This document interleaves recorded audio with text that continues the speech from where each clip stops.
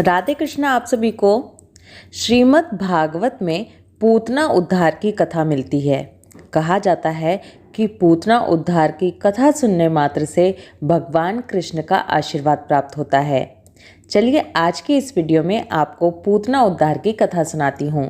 भगवान श्री कृष्ण के जन्म के बाद तुरंत ही उनके ऊपर मृत्यु का खतरा मंडराने लगा था। मथुरा का राजा अत्याचारी कंस उनके पीछे पड़ा था।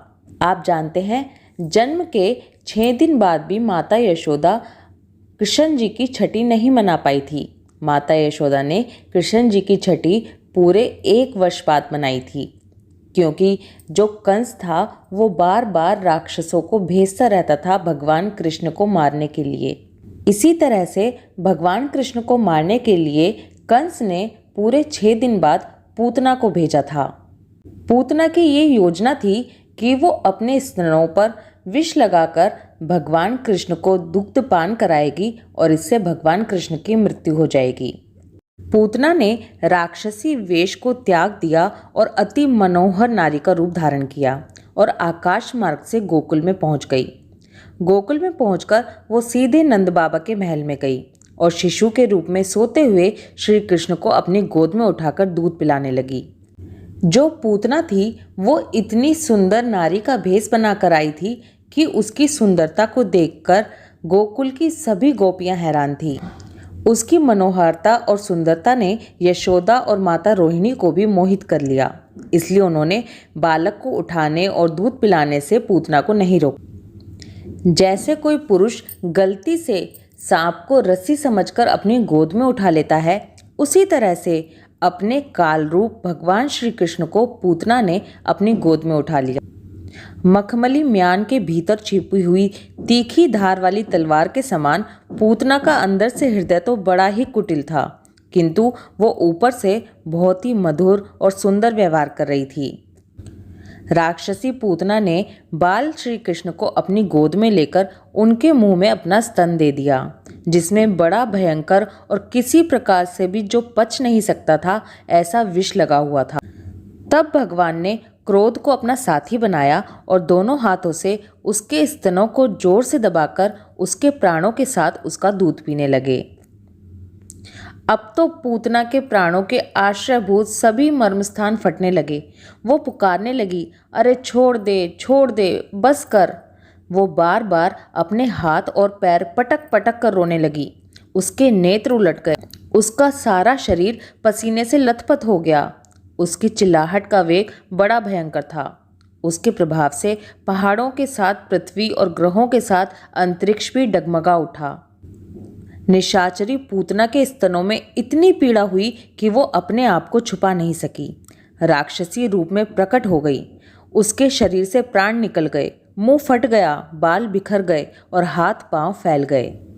जैसे इंद्र के वज्र से घायल होकर वृत्रासुर गिर पड़ा था, वैसे ही बाहर गोष्ठ में आकर वो गिर पड़ी। पूतना के शरीर ने गिरते गिरते भी 6 कोस के भीतर के सभी वृक्षों को कुचल डाला। पूतना का शरीर बड़ा भयानक था। पूतना के उस शरीर को देखकर सबके सब ग्वाल और गोपियां बहुत डर गए। उसकी भयंकर चिल्लाहट सुनकर उनके हृदय, कान और सर तो पहले ही फट चुके थे। जब गोपियों ने देखा कि बालक श्री कृष्ण उसकी छाती पर निर्भय होकर खेल रहे हैं, तब वो बड़ी घबराहट और उतावली के साथ झटपट वहां पहुंच गईं और श्री कृष्ण को उठा लिया।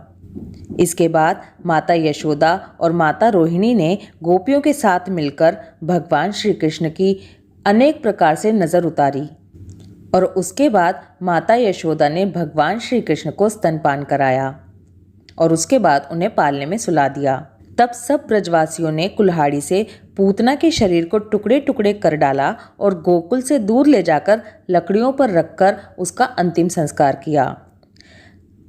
क्या आप जानते हैं, जब पूतना का शरीर जलने लगा तब उसमें से ऐसा धुआं निकल रहा था जिसमें से अगर किसी बहुत ही मधुर सुगंध आ रही थी। आखिर क्यों नहीं आएगी? क्योंकि अब पूतना को गति मिल चुकी थी। भगवान ने जो उसका दूध पी लिया था, जिससे उसके सारे पाप तत्काल ही नष्ट हो गए थे। पूतना एक राक्षसी थी। लोगों के बच्चों को मार डालना और उसका खून पी जाना, यही उसका काम था। भगवान को भी उसने मार डालने की इच्छा से ही स्तनपान कराया था, फिर भी उसे वह परम गति मिली जो सत्पुरुषों को मिलती है। भगवान ने उसे माँ का स्थान दिया था। माना कि वह राक्षसी थी, परंतु उसे उत्तम से उत्तम गति जो माता को मिलनी चाहिए वही प्राप्त हुई। जिसके स्तन का दूध भगवान ने प्रेम से पिया हो, उन गौओं और माताओं की तो बात ही क्या है। पूतना के जन्म का रहस्य भगवान विष्णु के वामन अवतार से भी जुड़ा हुआ है। पुराणों के अनुसार पूतना पिछले जन्म में राजा बलि की पुत्री थी, जो कि एक राजकन्या थी और उसका नाम रत्नबाला था। जब भगवान कृष्ण राजा बलि के यहाँ वामन अवतार लेकर पहुँचे थे, तब वामन अवतार में भगवान कृष्ण को देखकर पूतना के मन में ममता जाग गई थी। उसने ये सोचा था कि इनका रूप कितना सुंदर है, अगर ये छोटे से बालक होते तो मैं इन्हें अपनी गोद में लेकर अपना स्तनपान कराती। भगवान ने पूतना के मन की बात जान ली थी और मन ही मन उसे तथास्तु कहा था।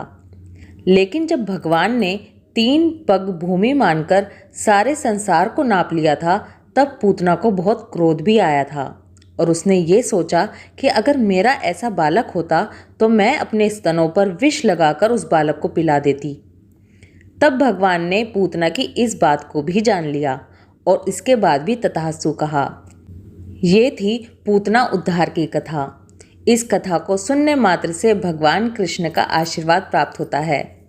पूतना भले ही राक्षसी थी, लेकिन दूध पिलाने के कारण उसे श्री कृष्ण की माता का दर्जा प्राप्त है।